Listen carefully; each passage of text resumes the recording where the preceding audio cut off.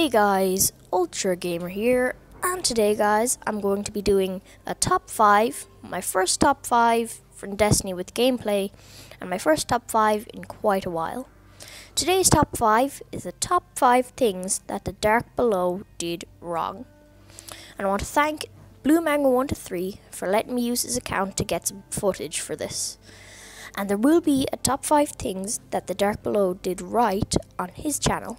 So after you've watched this video, please go check his channel out to see the video.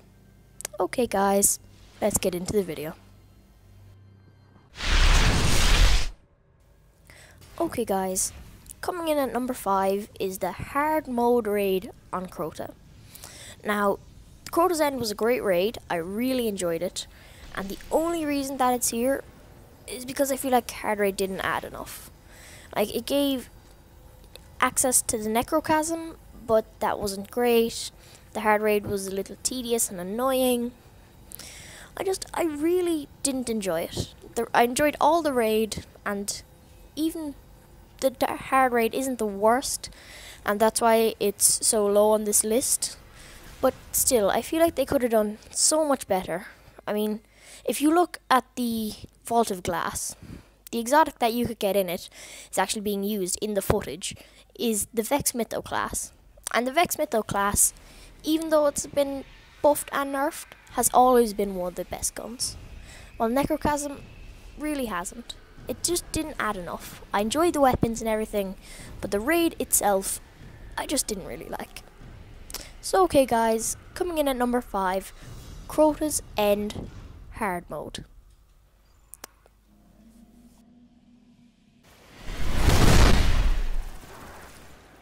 Okay guys, coming in at number 4 is the Necro Chasm, Iodian Ally, and the Husk of the Pit. For those of you who don't know, the Husk of the Pit you must attain from getting from a Blade of Crota, and it is a rare drop and it was quite hard to get, but you get it and you upgrade it, the Iodian Ally, and then you upgrade that by getting the Crux from Crota in hard mode to get to the Necro Chasm. Now the reason that I don't like this is because it was such a letdown. The Necro Chasm was supposed to be the new Vex, a new incredible weapon only from hard raid that was going to be amazing. But it really wasn't. It was a massive letdown because it did barely any damage, it shot incredibly fast and had bad stability, and its unique perk was relied on getting precision kills for a Cursed Thrall explosion, which is incredibly hard, nearly impossible to do with the speed that it's shot at. The only one of these 3 guns that is even remotely good in any way, shape or form, just half decent, is the Iodian Ally. This gun was just such a letdown, and it really ruined hard mode for me as well. We talked about that a minute ago. The Husk of the Pit was hard enough to get as well. It was fairly rare and a few people had to grind to get it, and that was really annoying. So okay guys, coming in at number 4, the Necro Chasm. Okay guys, coming in at number 3 are all of the exotic weapons that the Dark Below added in. I'll talk about each one separately. So the first one is the Dragon's Breath, which is probably the best of the 3 and still isn't great. It was an exotic rocket launcher which really wasn't that good. We had the Galahorn and the Truth to outclass it. It shot a solar grenade and had bad stats. That's basically it for it. It really wasn't that good of a weapon. And the other one is the No Land Beyond. Now this was awful. This weapon was incredibly hard to hit a shot on. It shot slowly, the reload was slow, it was awful. I get where they're coming from with it, because it's a no-scoped sniper, and it's primary, which is not great for a sniper rifle, and that kind of annoys me about it. It has bad stats, and its perks aren't the best either, and it's not even the best looking weapon in the game. I feel like they really let us down, and they had such a good chance here, but they really messed up with it. This was one of my least favourite things about the Dark Below. It really upset me and ruined most of it for me. And also, it had an awful rate of fire. It made this gun utterly useless. This was on my top 5 worst exotics, and even though it's very different, because there's been nerfs and buffs, this still remains on it. Probably even higher on the list. And now, the last one, the PlayStation exclusive 4th Horseman. Trust me, Xbox users, you don't want this weapon. It's a fully automatic shotgun with absolutely awful range, incredibly high rate of fire, and it does do a bit of damage, but that's only if you can hit a shot with it. It's impossible to use. I prefer shotguns now, and the Invective is now maybe even top tier, but this just got even worse. This is one of the worst exotics in all of the game, including the new House of Wolves DLC. Okay guys, coming in at number 2 is the Donegal Strike. Now there was the PlayStation exclusive Undying Mind, but that was an incredible strike. Very fun. Donegal Strike? Not at all. The Donegal Strike was too hard, and whenever it's Nightfall, I honestly consider not doing the Nightfall just because of it. Donegal is an annoying boss herself, because for those of you who don't know, in the boss fight with her, she will have incredible amounts of hive around her, and will constantly spawn in wizards if you damage her, which is incredibly annoying, and in a Nightfall makes it nearly impossible, and this can even be hard if just found in a Vanguard Dragon.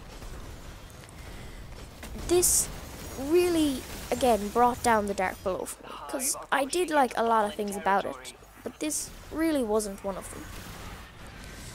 This strike was completely awful. Donegal was a bad boss. I didn't like the idea of her at all. She was incredibly annoying. Her strike was long and tedious. There were so many hive and fallen that I had no idea what to do. I was constantly swapping between solar and arc, and if it's a void burn, which it usually isn't, but if it is in the Nightfall, that makes it just that much worse, because you have to swap between void, arc and solar if you want to do damage to their shields, and trust me, you will need to do damage to the shields because they're incredibly tough. There's too many enemies in this, she has too much health and can do too much damage, Donegal herself. This strike was so annoying, I really hated it, and it made the Dark Below so awful for me. It ruined my time while playing the Dark Below. First time I played it, it was cool, but the gimmick wore off after about 10 minutes. So okay guys, coming in at number 2, the strike, Donegal.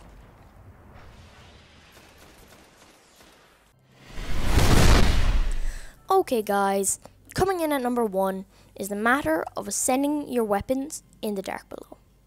House of Wolves really did improve on this, because you could ascend your weapon anytime on the go, and all you needed was an exotic shard.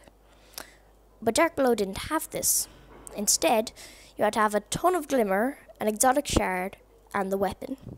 And also, you had to wait until Xur came.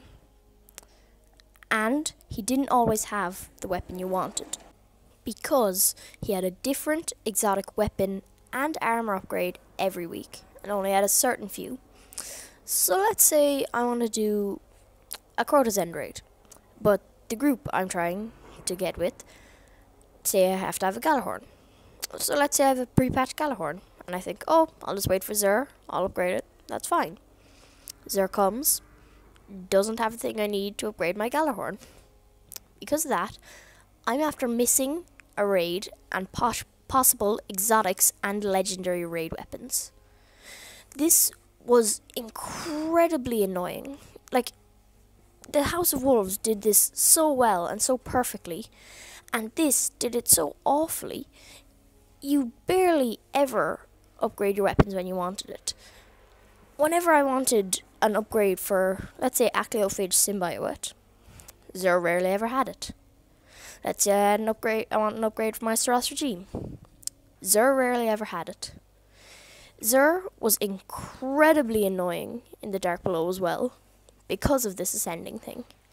It ruined so much of the game for me. I rarely ever had weapons that I wanted at the damage I wanted when I wanted. It's not that hard because House of Wolves did it so perfectly. I know I keep mentioning House of Wolves, but the thing is they really did it right. And Dark Below really didn't. It was an awful mistake by Dark Below to do it the way they did. It made the game so much less fun, so much more annoying. It made me impatient. It made me, say I'm on a weekend and I see Zer's here, so I go to buy it. I'm looking forward. I think, oh, he's going to have the upgrade I want. But he doesn't. That's ruined it for me. So coming in at number 1, the worst thing the Dark Below did wrong is the way that it decided for you to ascend your exotic weapons and armor pieces. Okay guys, I hope you enjoyed the video. That was just a quick video, and this is my opinion on what I think the Dark Below did wrong. Remember to check out BlueMango123's channel to see what Dark Below did right. Please like, comment, and subscribe if you haven't already. And peace out to all you Ultra Gamers. Bye.